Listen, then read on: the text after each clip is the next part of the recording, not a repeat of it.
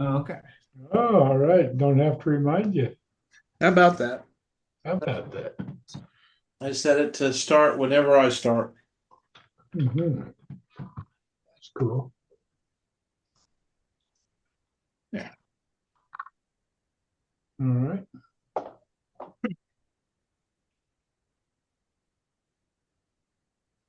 I'm a little lonely over here. Mhm. Where is everybody? I don't know. It's 5 minutes early, which means they're along about 10 minutes or so. They'll be along. That's probably right. Uh, I I did some digging in the website for the uh, CU Navigator, Hmm. and the manual is extremely sketchy and not very clear. That is actually pretty much true for all software made after about 2005. So I did some digging in my files, and I found the manual for the UD2 version 6.0. Mhm. And since it's the same people who developed it, I thought they might have a similar design philosophy. And after playing with Navigator, I think it does have a similar philosophy. That they do have a similar philosophy, but they're different because CU Navigator runs on Android, and the UD2 and the UDIs, I believe they run on Windows Mobile. Yes, that's correct. But it's purely for the respect for finish altitudes and things. Hmm. Uh, I would think they would design it pretty similarly. Yeah, yes, that is true. Yeah, It kind of follow and the same. so I plugged in a ghost task on the navigator, and then it at the end of putting the task in, it gave me the options of what kind of task it was, whether it was a racing task, area task, or a cross country FAI type task. Hmm. And so uh, it didn't. It said that if you put in a finish altitude, um, your glide slope will be to that finish altitude. Not to a safety above that. Uh, right. The if you put in 1,000 foot say reserve altitude, Um, your your glide slope target will be the top of the 1,000 foot altitude. okay. And if the race Now, is wait, coming, it's coming up. Uh, Cross country task, the UDI will take whatever your start altitude was, subtract 3,200 feet from that, and target you to that. And then for a racing task, you put in the finish altitude as the CD says. The CD will say finish altitude will be 1,800 feet MSL. Okay. right. So that's it. It will guide you to that altitude. Um, Instead, and it won't tack the 1,000 feet on top of that. That makes sense because it's So above, it's above the safety altitude. yeah. So what will happen is you're final gliding to Cordeal, and your target is X, and you're getting low, and you'll have to divert. It will then divert you to someplace I'd give you 1,000 foot reserve altitude. Okay, Okay. and I don't know this for sure, but similar philosophy on the clear nav. When you glide to the edge of the finish circle at the given altitude, then it switches and tells you uh, how high you will arrive above the reserve altitude over the airport. Gotcha. So it actually, it's something you can overthink it, and it'll think for you and do the right thing. Okay, cool. So that's good. Yeah. But it took a bit of doing because the manual on the navigator uh, is just you have to go take a guess at what it might be and click on that heading and see what it says. Gilroy is here. Yeah, I see that. So we're Shalom. being joined. Shalom, shalom. Shalom, all y'all. Yeah. So anyhow, um, so that's what I found. Uh, the beauty of the UDI manual is about a foot thick and tells Oh, you yeah. everything you need to know and then some. Yeah, I still have my the manual for the very first iteration of CU Mobile, Mhm. which I bought at the Atlanta convention back in Yes, 2004. I remember Dave Stevenson showing the thing off and showing what wonderful things it could do, Yeah, which it did. and it still does. And yes, indeed. So, Windows CE. Hmm. Oh, this is mm, good.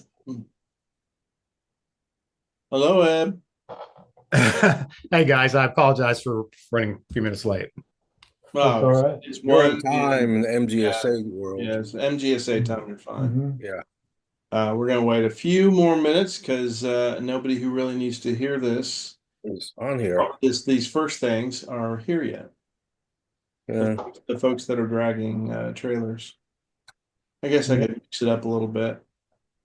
Start with the stuff and specifically for guys who are working on silver, which I've got three of those. Well, two and a half. Two and a half. Two and a All half. right. Um, let's see here. Yeah, let's give it a few more minutes. I don't want to get ahead of myself and then have to go backwards. Yeah. So, Thomas, you said you might be able to take the EFX back on Friday? Yeah, I don't know why I wouldn't have be able to. So yeah, you can put me down for that. Okay, I will. Um, yeah, that's fine. I think well you and Terry can arm wrestle over it or something because I think he can be there all week, but I don't know. Okay. Yeah, it doesn't matter to me. If he wants to take it back, that's fine. But if no one else is there to take it back, I'm free to. Okay. Um, other You than just that, just remember, whoever takes it, it's a 1 7/8 inch ball, not a 2 inch. right. Okay. I do not have one of those, so I'll have to either coordinate getting that from somebody or I could just stop and grab one too. That's fairly easy. We have several in the hangar at Monroe. There are ball mounts in the front of the trailer of Two Mike Golf. There's one, I think there's one in EFX, and there's a couple in the closet. I don't know where they're coming from. Just we had a couple, 20 years ago, we had like two extra that were on the trailer that we used to fuel the Pawnee. Yeah, That's it. Now you can trip over them in the hangar if you're not careful. yeah. Actually, Terry was one of the ones I was waiting on. I'm glad you showed up, sir. Present. Uh, All right. Hello. let's see. Get everything rolling here.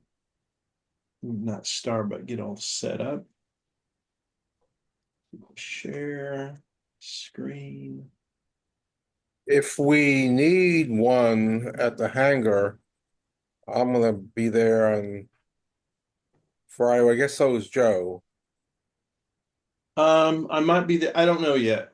I would bet I'm gonna be in there Friday morning. Yeah, so let's I don't know if Terry can check to see if there's an extra one and wait a minute. Terry's It's fine. yeah, if there's one in front of it, yeah. 1 7/8 inch receiver. Yeah, he took it all the way to Douglasville. And No, there, so And there is one in the trailer too. you're right. Okay, so we're good. Yeah, okay. Okay. So it's a 2 inch receiver and a 1 7/8 ball. right.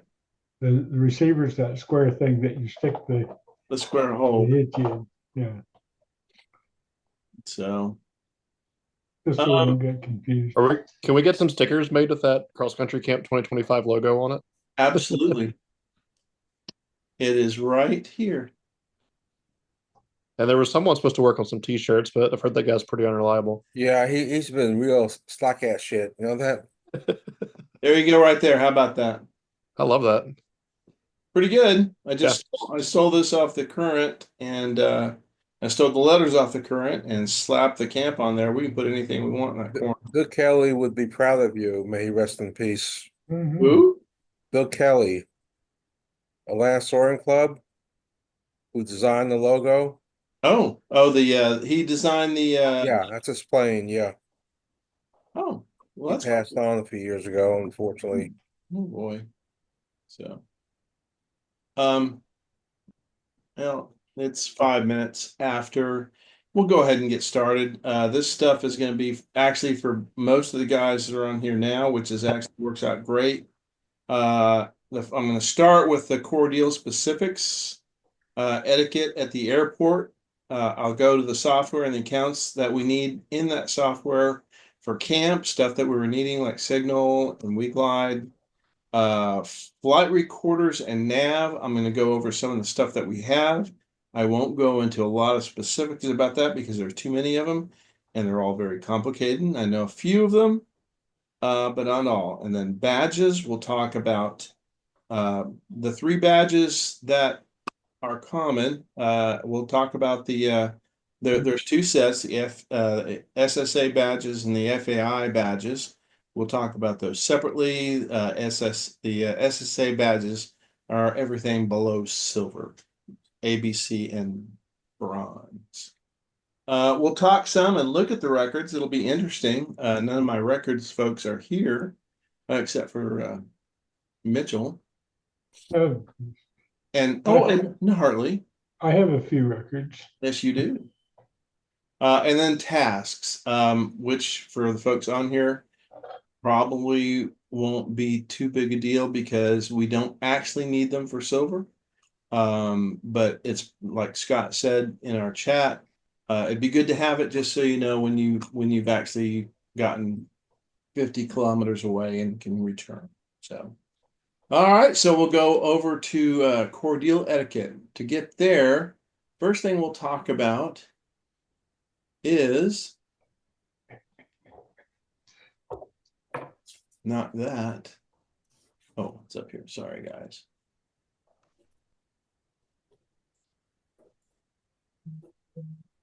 Right there.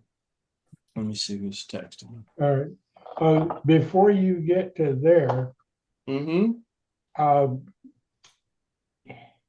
as you enter the airport, the rule about where you go beside by the gas pumps and how you get around to this area. Do you have that in there? Hang on a second. Terry's trying to join.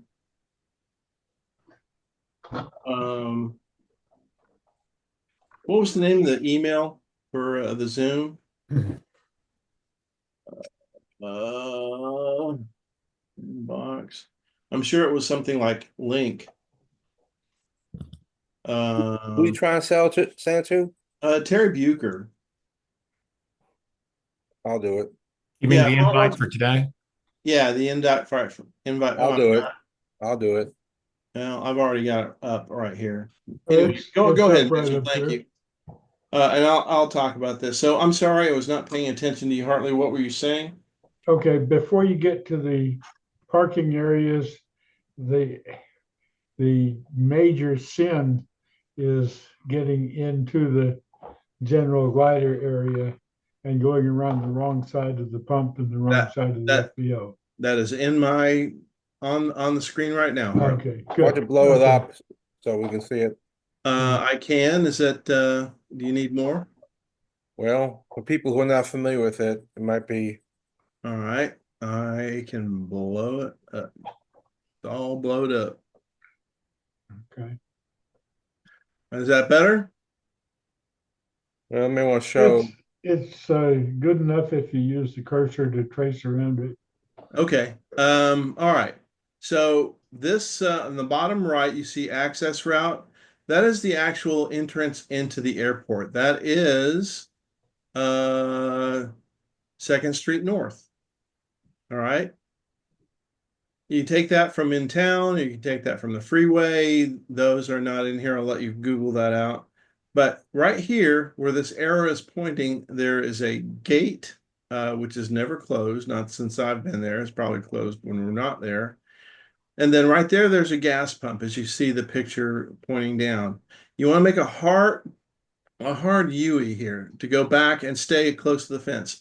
What you can't see here where I'm drawing is right on the underside of the red line there. There's a chain link fence right there. You hug that fence over until you get to this set of hangers right here. Then you go between this set of T hangers, this set of T hangers, and you get over to this taxiway. All right. From that taxiway, you come over to the parking area. Since we'll be here first and we will be there, you'll want to take I'll be probably setting 2 Mike Golf up over here in this dry area right here. This is the premium spot. You can face the trailer both ways. When you get there, we'll get it out and we'll get you tied down. And we're talking more about that in a minute. But the big thing you want to do here, if you decide that you need to pee and you stop here at the FBO, you can't do that.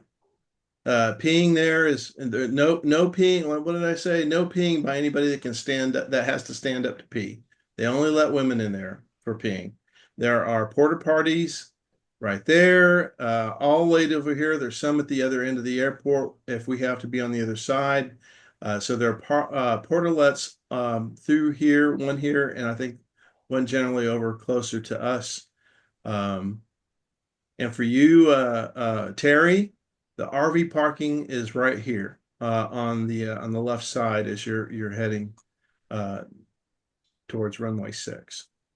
And you'll see this, it's all gravelled in, it's very nice. What does he have to do with the paperwork there, Mitch? Chris will be there. They'll be there, I think, tomorrow. And Okay, so we're gonna keep a list of who is there, what times, and I'll keep track of it. okay. All So, right. Terry, what you want to do is you come in here, you just drop the trailer off over here. We'll manhandle it, put it where it needs to be, and then stake it out. We'll show you all that when we get there. Okay. That is that. Is it too soon to ask what is that area potentially wet trailer parking area? What is that? Wet, wet, Okay. If Well, it's wet. If wet. if we have some rain, Oh, the area is wet. it can be wet. Okay. You know, it doesn't always happen, but if we get a big stormy for several days, and it doesn't look like any of that's going to happen. Right now, long range looks pretty favorable for decent weather, and so we're not going to need our galoshes. But I've seen standing water there for days. I think that's what they're talking about, right? yes, exactly. This So the bottom line is, and it's dry in the RV parking. There's kind of a gully there. And there's also electricity out there? All right here, you got Okay. water and electricity. Okay. Yes. What And about- in the RV parking area, it's all 50 amp service. Okay. What about automobile parking? Anywhere by the trailers, just keep away from the taxiway and people's wings and tails. Okay. We'll cover all that on Saturday when we have the big crowd there and they're captive. There'll be a pilots meeting early on Saturday for us. Then the pilots meeting for GTA and the camp guys will start probably about 10:30. Is that a good time, Mitch, or is that early enough? Yeah, well, we'll see as we probably 10:30. Yeah. Okay. Okay, let's see here. All right.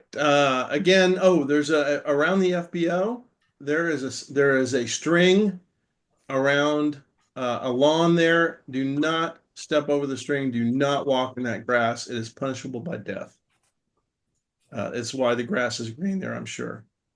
They will not, the FBO will not sell you a sectional.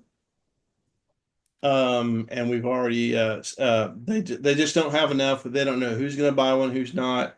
And I'm not sure anybody's actually ever using them anymore anyway. I got one. How old? How old? Oh, Brittany? Good for you.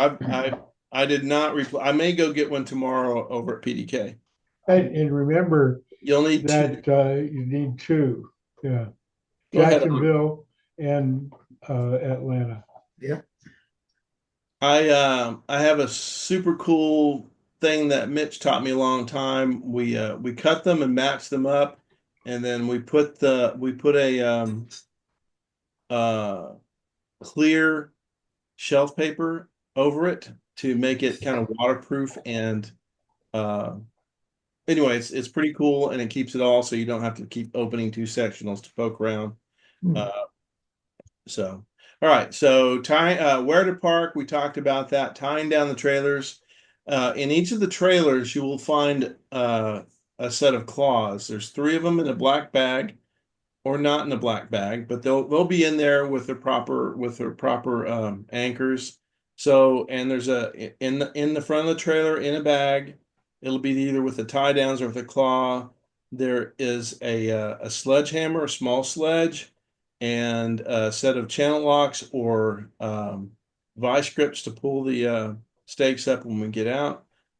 Everything was accounted for. We went through that a couple of weeks ago, so we should be golden on that. Yes. Oh, somebody needs to mute. Whoever's cooking. All right, back to the pictures. I'll back out a little bit here. It's a big asterisk. I'm going to back out just a little bit more. Somebody's still got a loud. It's Terry Bucher. Hi, Terry. Hey, I'm going to fix that. I'm going to turn off the mic. Well, just hit mute. I haven't figured out how to do that. Mute. Just Where's mute? If you push your mouse over the over your picture, the mute button. There it is. Yep, there you go. You push that, you're golden. We're going over all the stuff you already know, so you're in good hands here. You're fine. All right, so this runway, which used to be 523, is now 624, and this runway is NOTAM closed for the camp and for both contests, so it's closed for a month. The other runway, what we'll call the active runway, is 1028. This has runway lights, and this is where all of the real Pawnees, all the big ag planes, they take off and fly out of this early in the mornings. We'll see anything from business jets to other passengers. Your mute is not on, Terry. What's that? Your mute is not on. Oh, shit.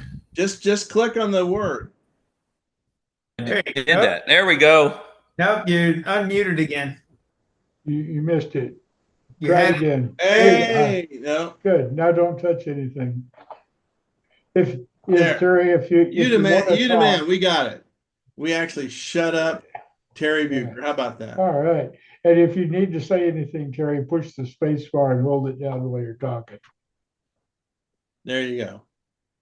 Okay, so back to the map here. Again, generally we will be launching, so we will grid gliders for both the contest and for our flying on either side. These two lines on the end of runway 6, pointing in towards the center of the runway. We stage there and we grid at a certain time determined at the pilots meeting that we'll have. Will be in order of importance. So if you're flying a big task and you need to go early, you'll be up front. If you're And if you're not ready, do not push out. We'll cover that in the other meeting. Let's see here. That's the runways. The CTAF and Unicom is 123.05, which also happens to be our glider chat. So that's a bit No, Negative, no, that's not negative, true. negative. negative. 123.5 is Oh. ground to glider, not 123.05. Okay, well, I am dyslexic.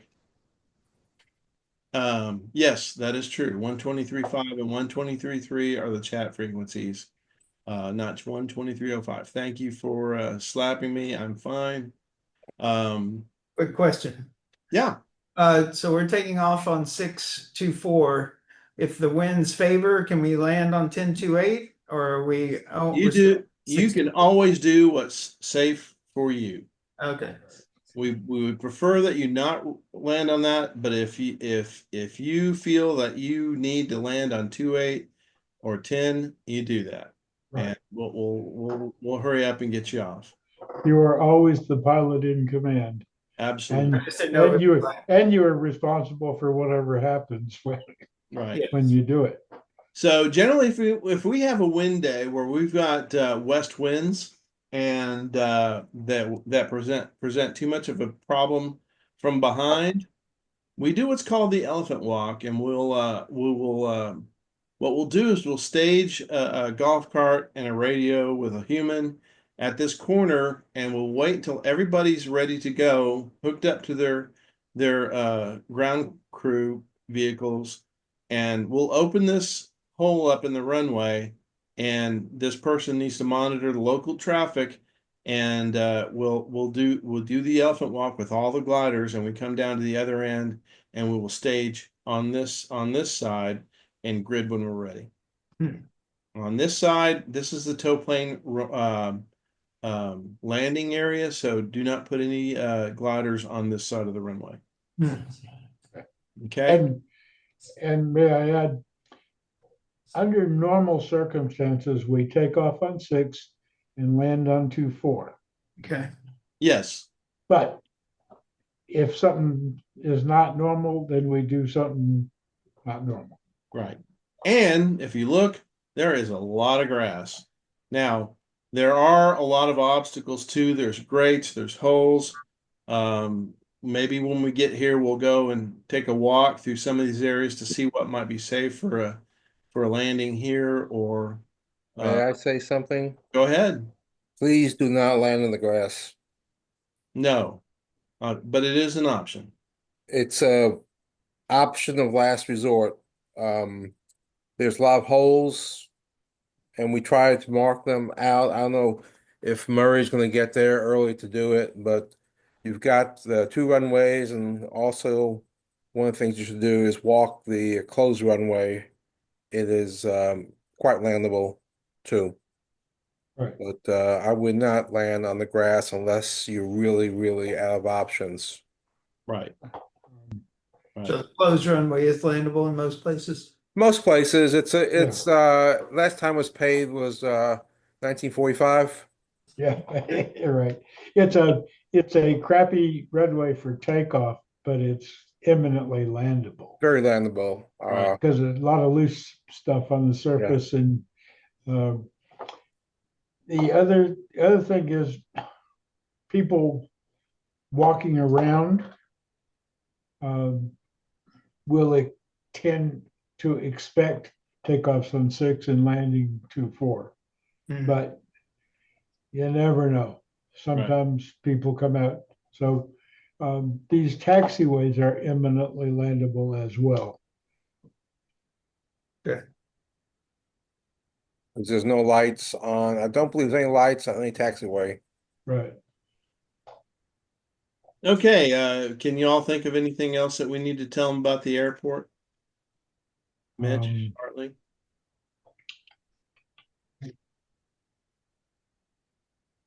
I can't. No, Yeah. we'll look up the Oh, look it up and give them the AWAS frequency as well. Yeah, out we'll there. do that one on Saturday. I'll Yeah. add that to this. Yeah. All right. One thing I did leave out, the contest office. There's a trailer that they leave here for us where that red square is. They do lock it at night, but it's where we'll keep our batteries, our parachutes, and other stuff. We'll try to keep the common equipment like cleaning stuff in the trailers, in the buckets, but stuff like the, where we need power for charging our, our handhelds and our radio, all that stuff. Should Mitch? Oh yeah, we'll bring the. I'll bring the yellow radio. Okay, Joe, we're not gonna lock it. I mean, this is probably the safest place in Georgia right here. it's true that. Yeah. Yeah. And I couldn't tell you how many people that are in this RV parking that are probably Yeah, armed. it's They're all armed, right? Yep. Oh, Okay. We're done with slide numero 1, 2, actually.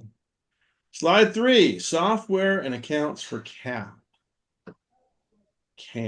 All right. So we start with signals, which I don't have a slide for. But I do. Well, that's not true. We'll use this Come on. slide. All right. These red names here are the ones who have not signed out. Eb, I get to chew on you. Where is Eb? Did he leave? I have a signal. Oh, I didn't see it. How do I get to you? Oh, I think I've already put you on. How do I find the message chat? Let's see. Yeah, no, I don't have you on. I'll take care of it. I sent an email with a link on there. I couldn't find that email. I will ping you on there and invite you. Okay. Same for me. I never saw the email either. But yeah. Ed, may I add that you can download the Signal app on your phone, but that's only one step. You need the link into that particular chat group. Right. I got the Signal app. I just need to get a link for the chat group. Right. Okay. Okay, so it's Joe. Who else was it? Just Joe? Just me, Thomas. Oh, Mabry. ooh, I do it both ways. like Mayberry. All right, I'll fix it. It's not Andy Griffith, Right. Maybe. And looks like See, did you've Eb bail done out? some, you now know that have let me know that it annoys you, so that could be troublesome. I mean, it doesn't. I was just, if you're gonna do it, might as well do it right. Mabry. All right, I will. Those are in green. That'll remind me that I forgot to do something. And we'll get to work. Eb, he is Yes. not here. Why don't I see you anymore? I don't Anyway, know. It's probably something I'm doing. there it on is. I or see you not now. doing. Yeah, I see you now. Do you have it on your phone yet? Do I have what? Signal? Yeah. Uh-huh. We can. No, I don't. We can get a direct line from Pete Hegseth for you. He'll That'd write be you up. interesting. Yeah. So when you get on there, are you an iPhone or Android? iPhone. All right. Well, it's there. Just go on the Apple store and go snatch it up, download it. Make sure you give me a name that I would recognize when I see that. Either you can go on your phone and click the link from your phone on there, and it'll take you and it'll add you to that group, or I will add you if you can text me directly. No security clearance necessary. No. No, I left this one open. You don't have to. Hey, so I was going to ask you this separately, but or Fine. privately, but so I'm planning to arrive Friday evening. Yeah. I can get there earlier if I could be of help. Rigging. We'll see how many people we have there. I mean, I'll be there early. Well, and also we want to make sure that we don't rig before rain, so it's all dependent. But just ping me when you arrive, so we'll know that you're there. And Okay. if we that's the great thing about having this chat. If we have critical mass, we can just we can go and get some of that stuff done. Okay, sounds good. So you'll send me a link to the Signal app? Yeah, I will. I will. Just Okay. you can actually add me to your friend list and then text me, and I'll see that. Okay. Very good. Oh, wow. Hmm. Hmm. Hmm. Who is that? Mitch had the wrong map posted on the website, but it's fine. It's fine for what we're talking about. Hmm. Hmm. Unknown messaging request. Who would that? Jolie. Jolie. That's Oh, me. Tom, Mm-hmm. Hmm. Review carefully. No groups in common. Accept. All right. I'll send the link to you on that. I don't want to slow us down here. Okay. All right. Thank you. All right. So we are still here. So that's signals. The next thing on that list was the Worldwide Soaring Exchange. Thomas, this is mostly for you, and you have already demonstrated enough knowledge for me that I can just gloss over this. But the cut files are here, and we will. Mitch, why do they have two of them with that are the same? What is this DOS 8.3 file name? Do you know what that is? I think that it's a holdover. You got the numbers before the name, after name, and then no numbers. The first one is no numbers. Well, both of these say before the name, and they both, if you look at them, There's some devices that need the just that lesser character in order to load it correctly. okay. Uh, Hartley had mentioned the ClearNav up the firmware update, but in the previous firmware update, it could actually accept cut, but needed that short file. It's it's a long story, but Gotcha. Okay, no, I got it. All right. Oh, the 8 character file name. Okay. Yeah. Wow. Okay. All right. So that's that. You can download the file that you need. Just about every iteration of Flight Recorder is on here. Stuff that even the EW view on here. So Hmm. they can use some really old stuff, including the Cambridge. Hey, Yeah, it's good. yes, it is. It still Cambridge works. is good. It works. It's just clumsy now. All right. We glide. Have all of you created an account? I Yes. don't believe I do. All right. Don't have one yet. All right. Well, the link is on the big email I sent out. You can go there. It's just weglide.org, and that'll get you there. It's real simple. In fact, there is even a spot on the SSA's website. If you go to ssa.org, this right here on this banner, they have the WeGlide and they have the links here. So you can get it to it from the SSA website, and you can get to it from just from the URL I sent out. But it's very simple. You go you'll use your email ID as your user ID, your email address, and then give it a password. Be sure and assign yourself to MGSA, Mid Georgia Soaring, as your club, and put your SSA number in there. So you'll have whatever added benefits the SSA has contracted for us, and you'll be golden. and please post photos, lots of photos, especially if you get like a badge or something like that, because we'll be posting those onto Facebook and other places. So Yeah, when you upload flights, you can. It's pretty cool. You can. Well, let's see if there's anybody that flew today.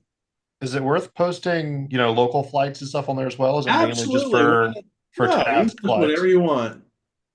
Okay. Oh, today's a weekday. Never mind. So anyway, it's it's pretty tricky. I have not mastered this yet. I haven't played with it much.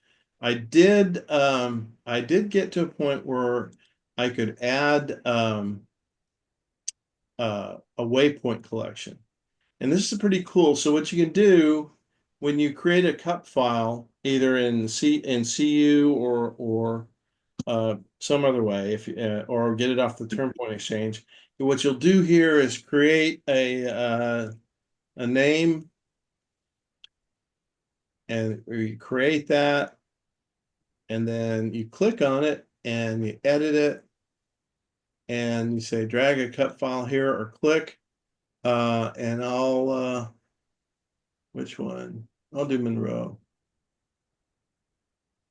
Joe, how did you trigger that? Like, where'd you start in the menus? I started it at home. I clicked my profile. All right, and then waypoint collections. That's the key right there.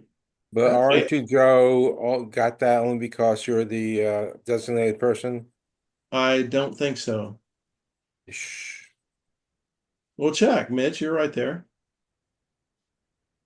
While Mitch is checking that, I want to give one little caution about downloading waypoint files from the Turn Point Exchange. If you go on there, you'll see a eyeball. It says look at the file, and then you'll see a download. If you look at the file and save it there, it'll save it with a .txt suffix, and it won't work. You'll have to edit it and get rid of that, or get rid of the whole thing and go to the download sign and download it, and then it'll be proper. Right. So there's what he's there. This is what he's talking about. The eyeball there just brings up the HTML. So if you do that and then just do a Control A and put that in a text file, that's not going to work. So Joe, Mhm. mine's grayed out. So I think It is. yes. Well, that sucks. So that's why, we're allowed one or two people per organization. Right. That's why I had to go through the approval process with Tony. Woohoo! I'm special. All right. Well, with that, so just to show you what I was able to do with that, I will pick up. I don't have. Well, I'll just make one. How's that? Let's go task. So already have. There it is. There it is. So this task should be available. So Mitch, can you go and see if you can upload this task? It's a 300K triangle, I and can't upload any task. you should be able to. Tim was able to do it. He announced on there. We'll work on that offline. We'll get stuck here. All right. I was able to see, just pulling it up on my phone, all your waypoints and tasks, just clicking on it, There you go. just on WeGlide. Okay, good. Is WeGlide an app or just on the internet? Website. It's both. On your phone, you can put an app on your phone. To get it on your phone though, it's not an app store. You have to go to their website and download it from there. Okay. All right. And then the other app that you may or may not be familiar with is CU, and this is CU on the web, CU Cloud. There's also the regular CU application.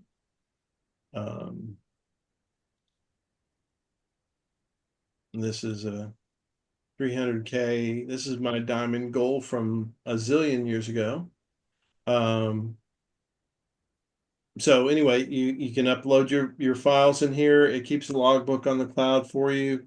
It'll keep waypoints, although for some reason I can't find the freaking waypoint list on here. We'll have to chat later. Mitch, I used to be really good at this and I haven't played enough with it since it's gone cloud. So do you still use the app, Mitch?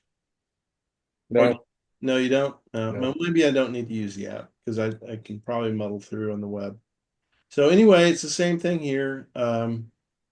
We'll click on the cordial with the numbers and poof, how about that? All the turn points that are in the cordial 5 _NM CUP file are showing up. And if we wanted to add a task, we can do, well, we'll do that same task. Let's go find ordeal finish. Yeah. Cordial still do. We'll start at cordial finish about that, and then we'll go down to Douglas, and we'll go down to Moultrie. and home, and kaboom! There it is, a 300-kilometer equal. And this is cool because it's really almost perfect equilateral triangle. Look at that, 99 kilometers there on that side, 101 there, and then 103 on that side. So that is a cool task. And for those who don't know, those sort of triangles are showing that the turn point is within the range for a FAI rule triangle. Right. That's that goes into the 28% rule and some other stuff that we don't have time for tonight. But when you're adding a task, if you decide that you want to I want to fly a triangle, but I need it bigger, those lines give you kind of a direction you can go. So if you go here, that is also an FAI triangle. Oh, no, it isn't. No, look at that. It's not. It's not a 20. So when they're all equilateral, it looks like the hazardous waste symbol. It does. But see, I drug it inside the little gray spot here. And there you go. So, and if we want to make an even bigger triangle, we can go to Butler up here. And that will be an FAI triangle, 500K almost. Wow, look at that. Well, we can fix this and we can make a giant freaking triangle, 510 kilometers. Look at that. That's a 500. That's a lot of space, my friends. Yes. And I've been to every one of those airports. It is a long way. But not at the first, not on the same flight, or you would have not on the same flight. Or you'd have your diamond. I will. I know. Oh boy. So, all right. So that's an acquaintance with XC Skies. I'm sorry. See you a cloud on the web. XC Skies is next. This is what I use for weather. The new hot kid in town is SkySight, which I do not use. But here is our Cordele area. It looks like they had a blue day today. Yep. But windy. Very, very windy. Look at that. Yeah. This is well, not too bad late, but at 2 o'clock, 22 miles an hour at the top of lift, which appears to be about, I would say, oh, you're covering me up. Looks like around 7 or 8 grand. But that is the GFS, so who knows what reality is. Yeah, right. Yeah, that's more like it. The blue is probably more worldly. That makes more sense. There we are, 6,000 foot day. If we look at the top of usable lift, we got about a 5,000 foot MSL day, which out in that part of the country, Cordele is only 300 feet above the ground. So we'll have our cloud base is at 5,000 feet. It's almost 5,000 feet of altitude. So MSL and AGL are much closer out here. So that is XC Skies. Mitch, do you have SkySide? You want to just give them a little dog and pony? I've got SkySide if you want me to. Well, go ahead. Go ahead, Mitch. All right, Michael, go ahead. Yeah, yours, buddy. Go ahead. Hit on share. Replace current share. SkySite. Can you guys see the screen? You It says you started sharing, but you don't have. There you go. There you go. Can you see Okay. that? Yeah. So what you do to plan a task here is very similar to CU and the others. But here's a little tip. To see this XC speed on the left, what you do is you click on that first, and then you kind of step through the day. You know, obviously we're at Cordele right around here, and you kind of see how the day's progressing. And as you can tell, it's going to be good to the You're not changing that near by time, right? yeah, exactly. And I'm pacing through. And so, SkySight is basically saying, now you can go to plan a route forecast. And if I'm gathering it right, it says basically go down here to get to the good stuff, stay in the good stuff, and then try to get home, that type of You're thing. not in Cordele, by the way. That doesn't matter. Doesn't matter. Yeah, yeah, I can. Well, in any case, I was just showing from Monroe. So, Right. but in any case, then you can kind of pace through by sliding. See how you can kind of slide along this thing to see what your expected altitude will be, and if you're really staying in the good stuff, and where you're going to be suffering, at the very end of the flight. And this would be around, just short of 300K, and you can stretch it out and, just do whatever and just basically try to stay in the good stuff is what you want to do. And then once you've got a plan, the beauty is if you've got UDI in, or if you've got the free CU Navigator on your phone, which I know a lot of people are starting to use, or if you use one of the 1,000 flavors of that XC SOAR, there's like, literally a dozen of flavors of XC SOAR. But I think all three of those, see this little QR code right here? If you click on that, it'll pull up that QR code with your phone or your UDN or your your phone with the XC, whatever. You just photograph that, and that'll write it right to the phone, and you're good for the day. So that will upload the task. Yeah, it'll just instantly populate. Sorry, I've reduced my screen and That's fine. stop sharing. But yeah, it'll instantly populate it on your phone, and you're good to go fly that task. Sweet. That's nice. So it just puts the task right in. That is cool. Okay, cool. All right. I gotta check out, guys. I gotta say goodnight. I'll see y'all down there. Who was that? All right, Joe. Joe. That was, Oh, Joe. Joe. Okay. Well, Yeah. good, Joe. And there'll be more. We'll see you down. Okay, and please send me the link for the group. I will. All right. Good night. Good night. Good night. All right. Why did I have that here? Oh, because I'm starting badges. The very first part of this, they talk about the different. Okay, we're going to talk about badges now, I think. Let me make sure I'm there.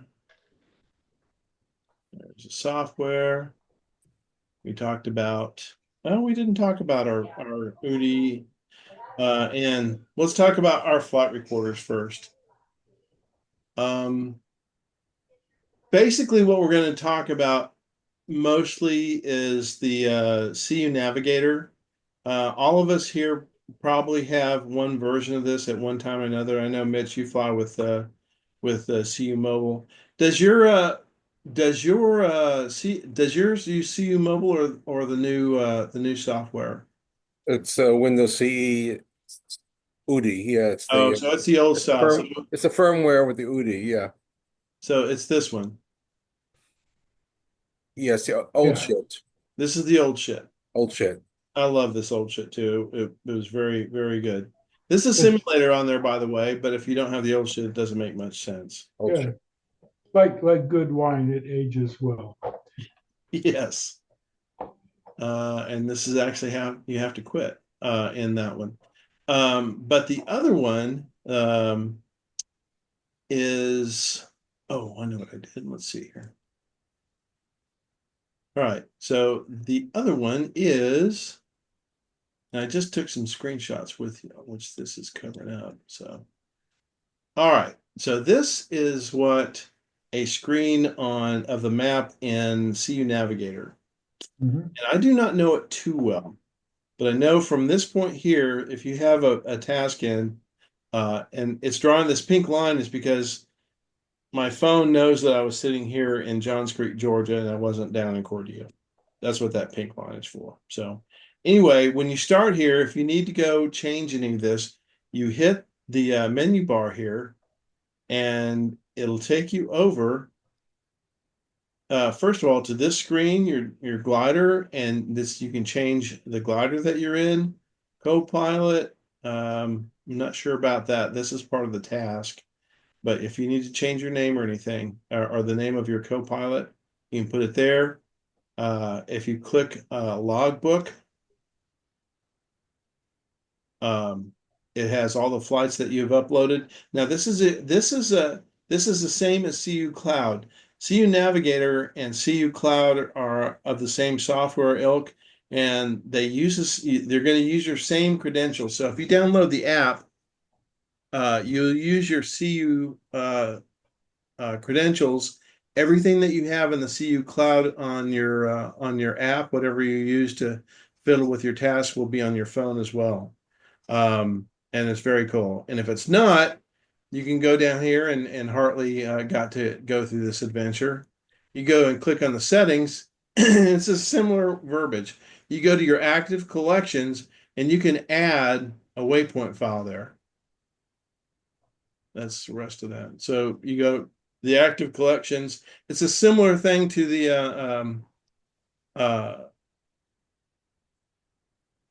damn it, WeGlide. Thank you. And so this one, you just you would go on there, you turn on the file that you want. It's the same thing as what I did when I selected that. So, and if you have a task in there, that'll show up on there as well. I'm not going to go too far in depth because these are incredibly dense instruments with stuff. But here's a safety height, how high you want to be when you get home, and that has to do with it computes by the polar that's in there for your plane. It computes your L over D distance and speed. It even has MacCready on it, so you know what speed to fly. If you're high, you go fast. If you're low, anyway. And you select nav boxes just like you would in the UDI. Where's Thomas? Are you on there, Thomas? Yeah. Yeah. Okay. Yeah, I'm here. Okay. Yeah, what if this will stretch down? There you are. There's Terry Bucher too. He's the one that had questions about this as well. So anyway, we can go through and talk about the nav boxes. I can't do that here because I couldn't figure out any way to get a mirror onto the screen to do that. So we'll work on that in person over at the at camp. It's the same thing with you, Terry, if you're listening there. I know you had questions about moving data around. The one thing that you will want to do is make sure that you have the correct files. And we'll have internet there, so it shouldn't be a problem. So what others? I guess that's it. Let me go back to my slides here. Wait, one thing, Joe. Yeah. Thomas had asked us about the safety height and the reserve height and all that. Yeah. So did a little poking around, and the documentation that comes with CU Navigator is a bit less than fully informative. Sparse. But it's based on design for the UDI, and the UDI is extremely well documented. So the safety height, you put in that 1,000-foot safety height, and then it'll take care of you. Just don't worry about it. It works just like it should. You will final glide to that safety height.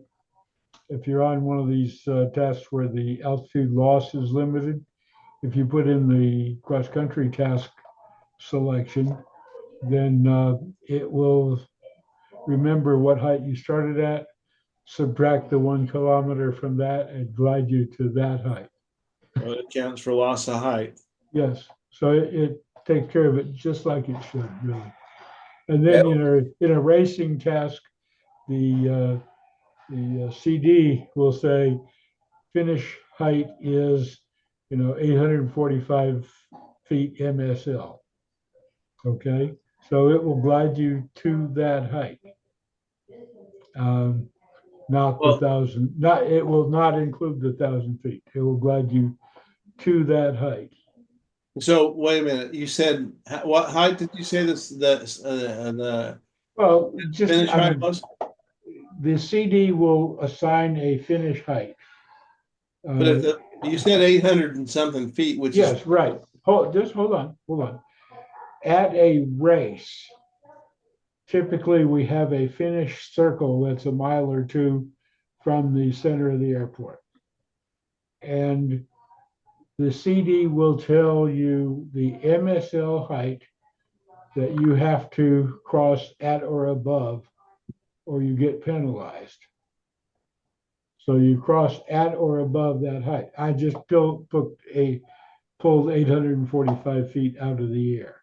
okay, okay. Okay. But It was I just, was under the assumption that that the software would take you to your safety height and disregard the a lower finish height for the race. I did. no, It no. But for a race, it will take you to that finish height that you can put in that the CD said for the finish height for the day is. If you Okay. disable your safety height. So, Right. don't forget to, But one or the other, if it's in a race, use what the CD says. mhm. Flying a task, put in your 1,000 foot, but don't have both because it'll double up on you. Well, if you, um, yeah, it'll depend on the task that you choose. So That's if you choose a cross-country task, it'll pick out the automatic 3,200 feet. If you pick out area task, if you pick out a race of some sort, it will direct you to the race the CD said.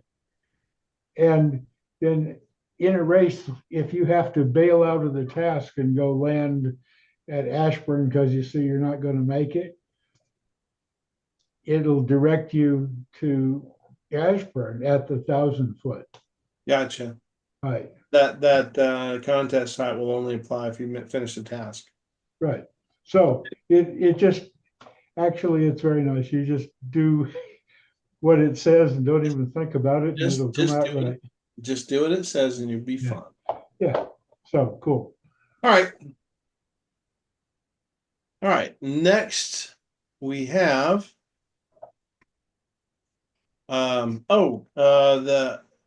the Nano, which we've got several of those for recording the flights. I got my Nano plugged in here. There is software available on the Nano for handling all of that stuff. Give me a second here. There we go. All right. And it is called Nano Config. So if you have a Nano and you need to put your particulars in it, you run this, you plug your Nano into whatever device you have. You can probably do this from an UDI as well if they're connected. But you do it from CU or you can do it from here. And this is, it comes up with this. I do not want to do that. Okay. All right. So Tim Walter and I flew last year, so he's the last co-pilot up on in here. But let's say I'm going to go with Thomas Mayberry, and I can change that there to Mike Golf, la la la. So let's say, let's load some waypoints. So you can go over into the Nano. I happen to go ahead and pick up that file. I thought I do not see it. Huh. There it is. So you can go ahead and open this. This cut file might also have a task in it. But anyway, you'd open that and it would go through there. And then you would load those. Anyway, I put this this in, and then you can send the declaration to the Nano right here from the tool. You said okay, and you are good to go. You've declared that task and it's gone into the Nano, so you are done. The Nano beeps when you go through the observation zones and the finish line. You can navigate through there, but if you're navigating through either CU Mobile and or I'm sorry, CU Navigator on your phone or UDI or whatever. Just make sure that you have the same waypoints in both and that you're using the same waypoints. Otherwise, you will not make your task. The same stuff exists in CU. You would go through the mobile, oh, is it Connection Wizard or CU Mobile? I think it's Connection Wizard. Oh, look at that. I won't be able to do this on my Windows 11 box. Anyway, you can, oh, well, maybe a liar. So, it's not, doesn't know my Nano's here. Nano. Well, it's not connected to my Nano. Anyway, I know that my laptop does. This is old software. And anyway, I would end up using the cloud, but this is the other way, and we'll actually end up either using this or Hartley's compact arrow to load tasks into the Cambridge GPS nav. So anyway, each one of those is different. I've got the cables for hooking up to both. When we get to Cordeal, we'll need to go through and do this first thing. That'd be a great thing to do on Friday as well if we get rigged. So add this little snippet of I'm sorry. Okay. Random noise, that's fine. Okay. And there it is. Talked about the Cambridge Navigator, CU Mobile. I got to show you the net. Okay, that's enough we need to see about that. It's 8 o'clock. We're actually pretty good. We'll try and get through some of this. This is the badges, and I stole some slides off of the video that I told y'all to look at about the silver. Did any of you watch the silver video webinar that I sent out? I didn't think so. That's okay. It was really good. And so what I did, I took some screenshots and made slides out of them. The very first thing he does is explain a few things about the badges. Explains the first three. The silver is a 50-kilometer flight, a 5-hour flight, and a 1-kilometer height gain. That's 32 something. Gold, you've already done a 5-hour duration, so those two overlap. You do not have to do a different one. But you have to go 300 kilometers, and you need a 3-kilometer height gain, which is around almost 10,000 feet. 10,000 feet. And then the diamond is this a 300-kilometer declared flight. They call that the diamond goal. A 500-kilometer undeclared flight. You do actually have to declare that. That's not correct, but Not correct. But it can be an open-ended flight. It doesn't have to be a closed flight. Right. As long as you get the 500 kilometers, you're golden. 5 kilometers is an amazing thing to do in a glider. Highly recommend it. I did it once. I'll never do it again. Amen. All right. Amen. Yep, agreed. And a given flight may satisfy any number of components of the badge. So if you're a hot shot, you go out and you fly a 500-kilometer declared flight, and it's a triangle or an out return, and you get your 18,000 feet in a glider, 16,600 feet in a glider. You get all three of these badges in one swoop. I don't know if anybody's done that, but that's just an example. All right. The diplomas are declared flights as well, increments of 250 kilometers after 750.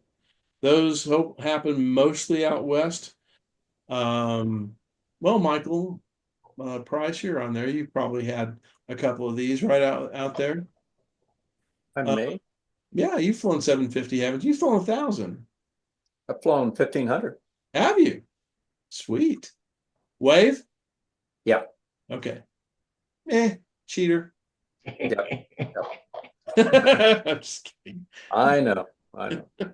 May earn in any order and no expiration date. So in other words, you get them, you got them. The ABC and bronze are SSA, not FAI badges.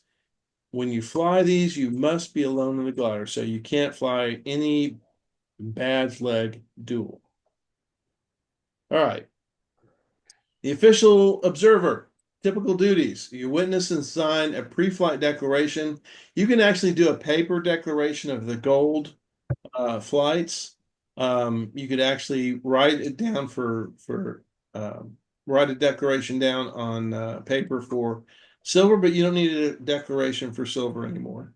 You can use either a flight recorder or a position recorder, but whoever is, if you're using those, you review them, you establish whether, you find out the serial numbers, you make sure that your pilot, the OO, make sure that your pilot has not made any mistakes, put his name in there, put the correct serial number in the declaration, put the correct glider end number, all that stuff. You make sure you're kind of the guy that takes care of the stuff for your man.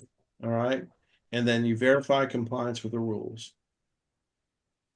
All right. The person authorized by the National Airport Control to control flights undertaken for an FAA badge or record attempt and to control the data gathered to improve a soaring to prove a soaring performance. Interestingly, they use the Boy Scout salute. That's good, isn't it? I saw that. That was hilarious. On my honor, I will do my best.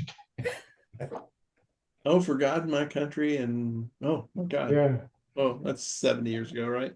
right. Boy. All right, official observer qualifications. Now, this is the FAI stuff. You just need to be an SSA member with a badge, with a B badge. And then you'll get beat up by whoever's doing it. And if you have any questions, ask the badge dude. They mentioned the airport manager. You can get one of them to be your observer but they have to be appointed. I forget I'm not going to worry about that. We're not worried about that today. And if you're going for a world record, your official observer has to be an approved observer by the FAI. However, I don't think we need to worry about that. Well, we don't need that. Not accordingly. All right. The duration flight, 5 hours of continuous flight, not on tow or under power. And you do not need a flight recorder or a position recorder. We'll get the time that you released on off of tow and the time that you land. If it's more than 5 hours, you get it. There used to be a caveat about the height that you released on. They have taken that away. They didn't want you towing to 10,000 feet or 15,000 feet and dropping you off, which I don't know why you would do that for silver. But anyway, that's been removed, so you don't need to worry about any of that. And then the silver badge height, you need to have a paragraph of some sort, which is going to be a flight recorder, or you could use a position recorder. But I know you're just about to cancel, but before you do, I want to ask you for something. Sorry about that. Oh, okay. You're watching porn? Well, not exactly. Yeah, check porn. Okay. Anyway, where was I? With a position recorder, you need to add 100 kilometer or 100 meters. 100 meters, 300 feet to your height to make sure for any errors that might be in your position recorder, because it only records GPS. But we've got plenty of nanos, so that shouldn't be an issue with us. And that is where we're stopping there for now.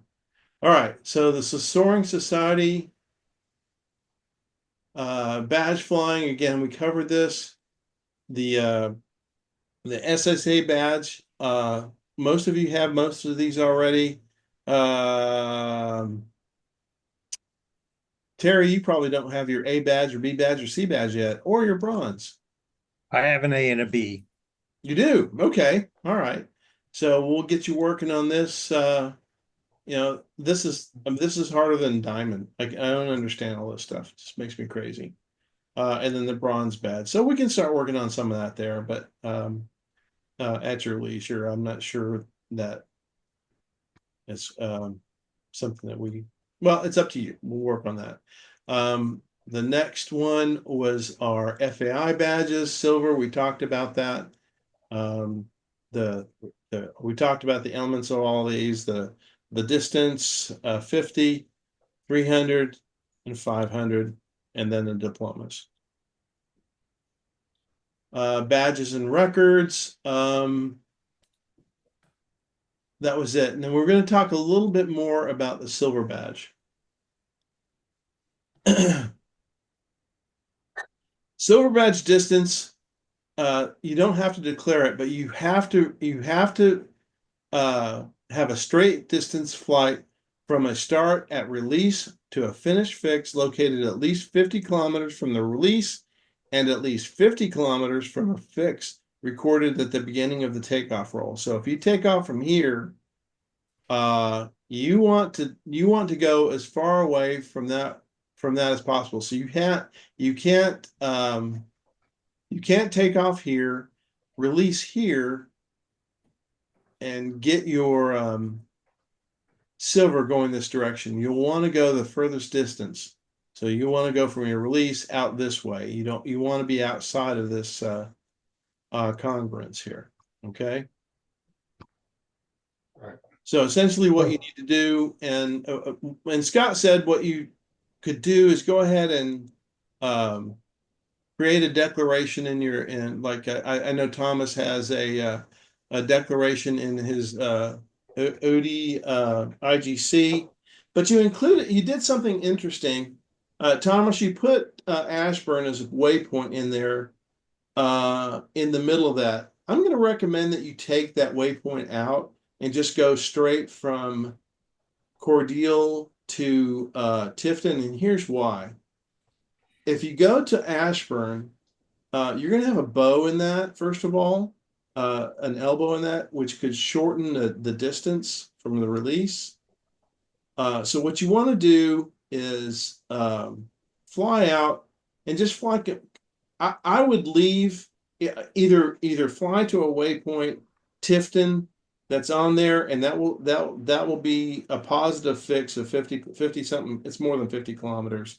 Or what you can do if you decide not to go to Tifton, you just leave your waypoint or a go-to point on the on your nav on the UDI, and you keep flying until the number that says to get back to Monroe, I'm sorry, Cordele is greater than 50 kilometers, that's kind of what I did.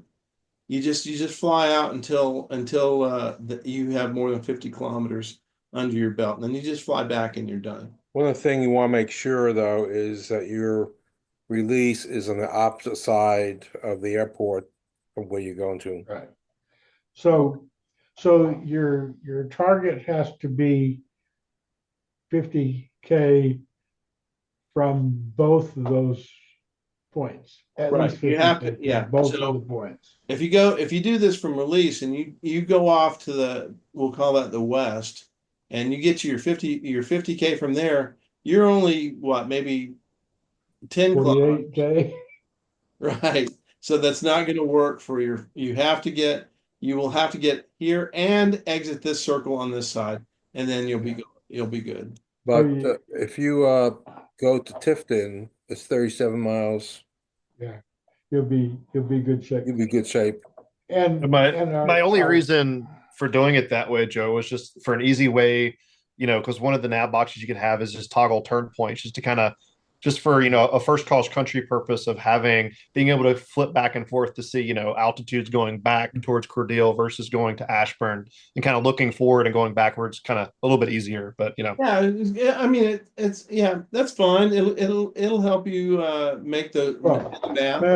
Ed, if you program, normally our normal thing is a round trip Cordele, Tifton, and back.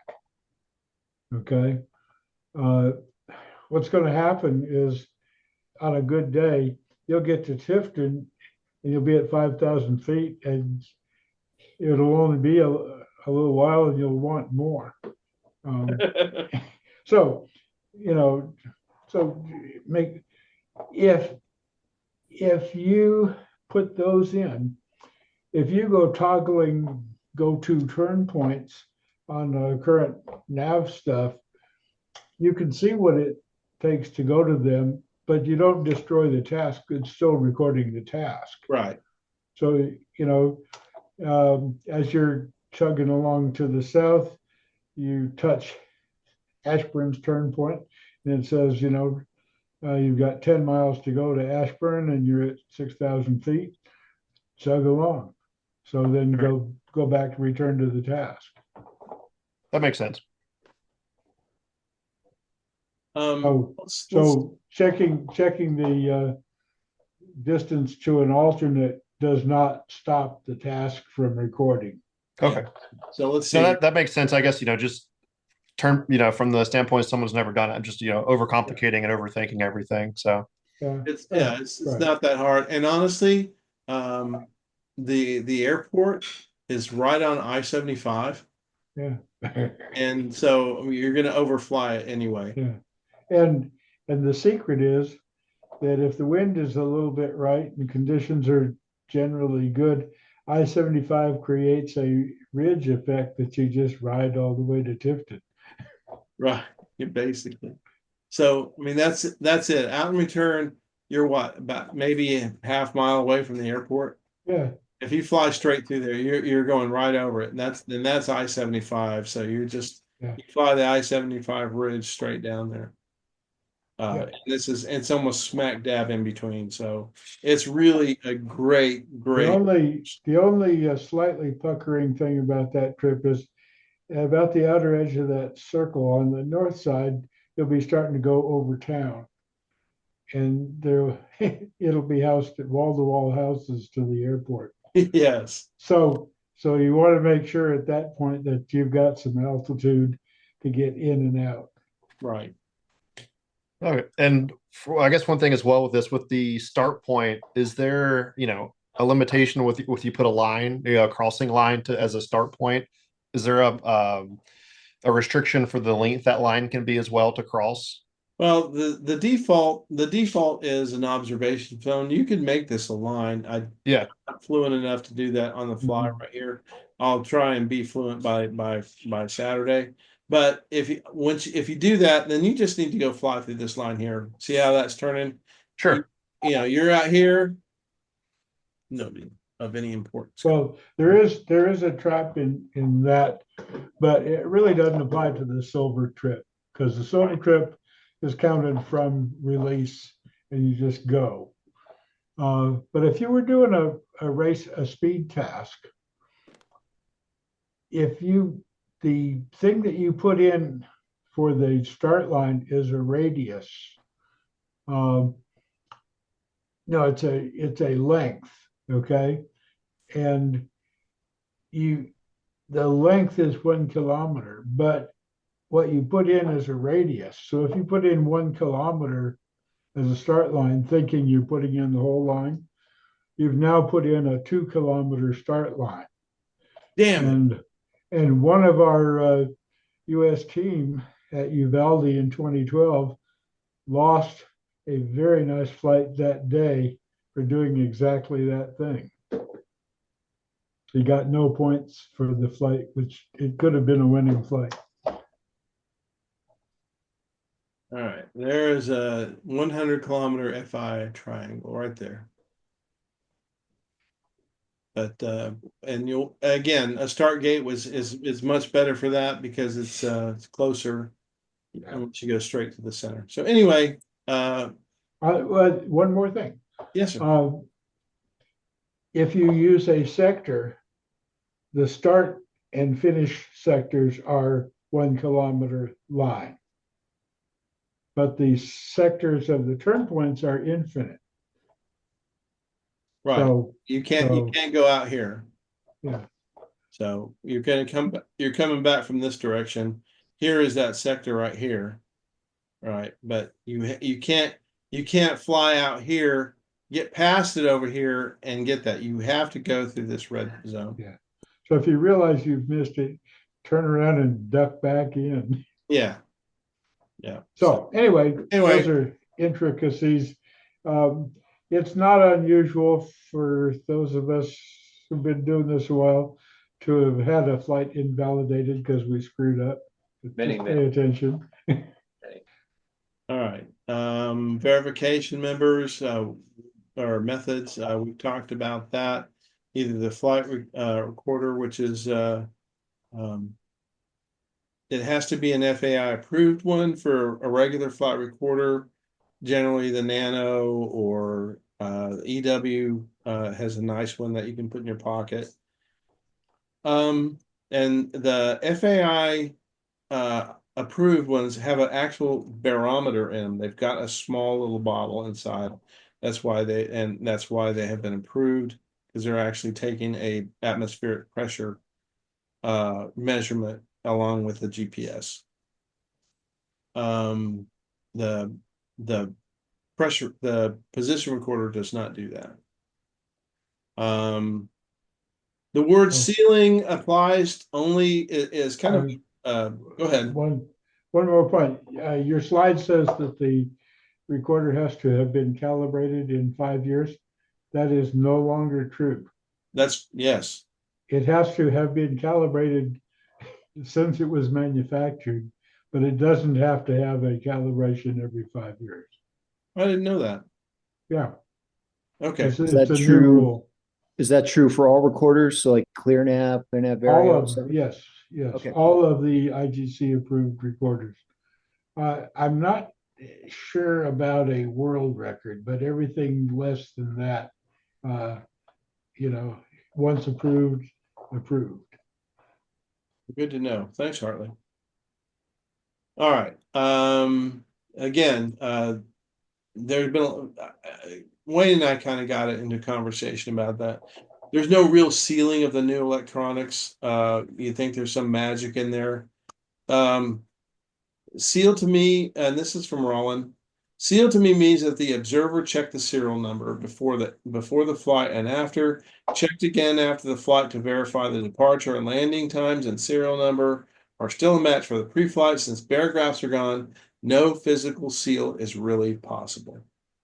The old seal. Go ahead. That's not quite true either, because there is a mechanism inside the recorder that if you open it up, the seal goes away. There's a micro switch inside the case, and if you open the case, you lose the electronic seal. And the serial number of the recorder is embedded in the file, in the firmware, in the firmware and in the file. So the IGC file, one of the first lines of code is the serial number. Right. So the only thing this was that the recorder was sealed to the aircraft, and they used to do it with a tape that.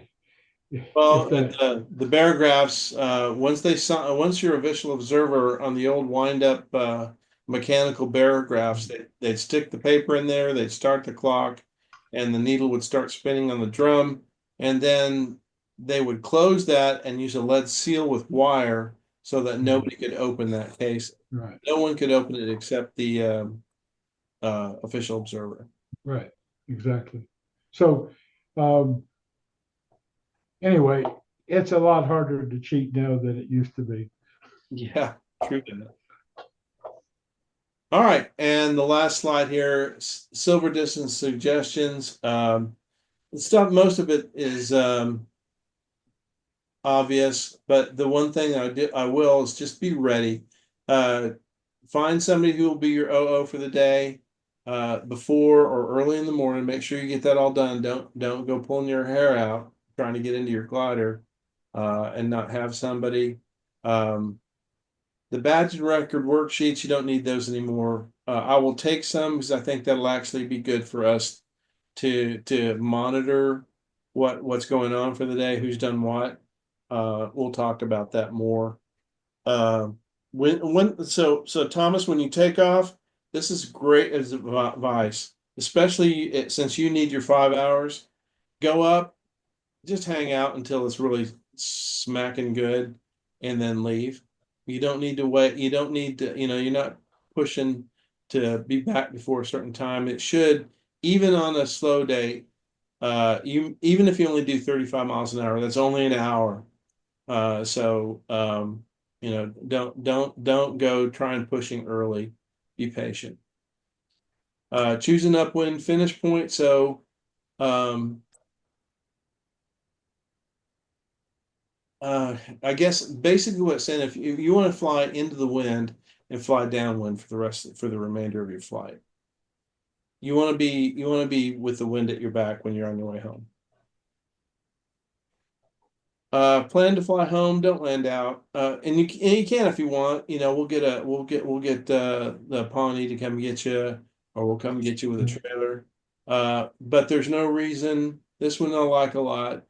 Stay within the reach of an airstrip. There's no reason to wander anywhere. In fact, you can go back to XC skies and look, and there are airports everywhere. So there's no. This is not the good one.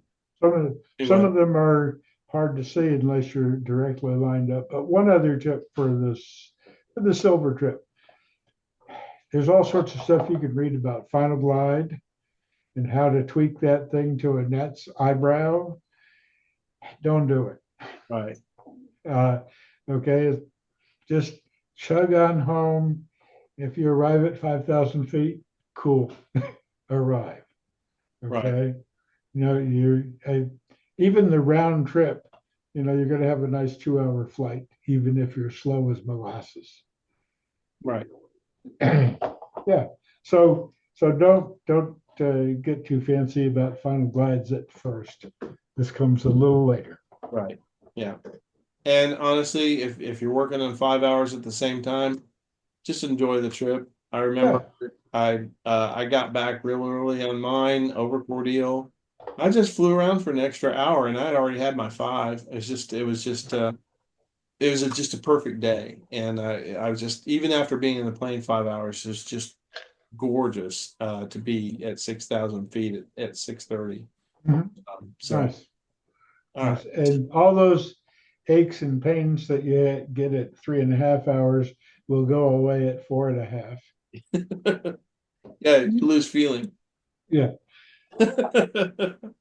Okay, there's the SSA FAI silver records. We'll just briefly touch on that since we've got pretty old hands here. This is the I'm not sure if I left these if I put these URLs in the sheet that I sent. I sent out a bunch of stuff. People probably eyes roll back in their head. But this is where you go and look at the record. So the first one that I brought up was the distance record. So go back one slide for just a second. If you look at the names on those, Jackson Tillman is a young kid who's just getting started in soaring, and Adriana Berrigan has just gotten started in soaring. A very nice young lady. Where is she? Adriana's, I think, from Ridgeland, South Carolina. Oh, okay. And she was flying Greg Shug's plane at Cordele, and did a great job with it. But these people, well, and then there's Michael Price. He's got a newbie too. Same flight. Yeah. Yeah. Nice. Yeah. Nice flight. So, so there you go. You don't have to be an old, experienced person to even have some records. Yeah, I mean, there's actually a lot of low-hanging fruit, especially in the twin. Well, why is that over there? Let's I can move that over, I guess. Yeah, that twin, make some records in that twin. You've got some great opportunities. Yeah, the multi-place, I mean, the free distance, 80 miles. I can do that, free distance. Is that free out and return? It's only 125. Free That's distance is one way. right. And Harold Buck was a long time ago. Yeah, that's 1976. Now, do you have to land there?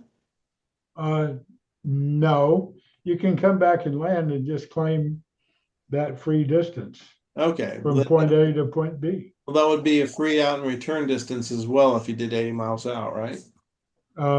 It might, yeah, Right? yeah, Or we can go stomp on Patrick Grady's yeah, or even Hartley. Look at that. There's some low-hanging fruit. Free triangle, yeah, 68 mile, 68. yeah, That's yeah. That was with Bill Brashear in the back seat. No kidding. Yeah. Sweet. And Patrick's all of Patrick's entries there with his buddy Jimmy in the back seat or in the front seat. Yeah, he had a ringer with him. My God. Anyway, but that's okay. Oops. Hang on. Let me get this moved back. That guy was pretty good. He was. He was. Really, I flew with him, and I had a ball. He taught me a lot, and it was really well worth it. All right, the triangle speeds. There's a critter in here flying around my head. Again, it's the same thing. The open class single place. 51. That was I think that was Fernando and Dennis Linekin, and that beat my record. Mhm. And that was actually it was my record in sports class, speed triangle. I had that, and then Fernando and then Chip got it in 2019. So it's been sitting there a while. It needs to be taken down. 200K 52. That's really not too bad. Again, 200K. Was this that same flight, Hartley? No, this was a different flight. Okay, all right. This was that was down Tifton, Albany, and back, and I got stuck at Albany for a while, but I managed to claw my way back up. Which Kevin Anderson is this? Is this That's young. That's Scott Anderson Jr. It is. No, it it's a isn't. motor glider. No, No, that's the real Kevin. that's the real Kevin. Oh, that's the real okay. Kevin That's the Anderson. Kevin. Yeah. Okay. All right. Oh, DG400. I'm in the motor glider. I'm sorry. Yeah. Look at those. Those are all open. Mm-hmm. Oh, there you go. 500K. I'll go swallow them all up. By God. Yeah. All right. In a K21. Cool. Out and return. Now, out and return is a little bit tougher because they start at 300K. So you're having to go 150. You're having to go over 100 miles out. Right. And then return. Well, 300. That'd be about 95 miles out in return. Exactly. And that's so that'd be a tough, but quite doable. And then the next one is 500K. So those are 500K would be a tough open class or multi-place record. So anyway, that we're getting close. I don't want to keep you here much longer than this. It's already been longer than I wanted. Here's the form that you will use on the SSA flight to do these, and we'll talk about that more in Cordeal. Where to stay, RV parking. I actually just left those there because of Dana hollering at me. Where is the RV stuff? Right there. And tasks, silver. We've shown enough of that for tonight. It's already 8:30. We've been here long enough. Any questions? Going once? Going twice? Well, y'all got my number. Just if you have any questions about this or Cordeal concerns, just let me know and we'll find somebody who can fix them if I can't do it myself. All right. All right. Well, I am going to stop sharing. Thank you, Joe. Yep, you're welcome. You're welcome. I will stop recording and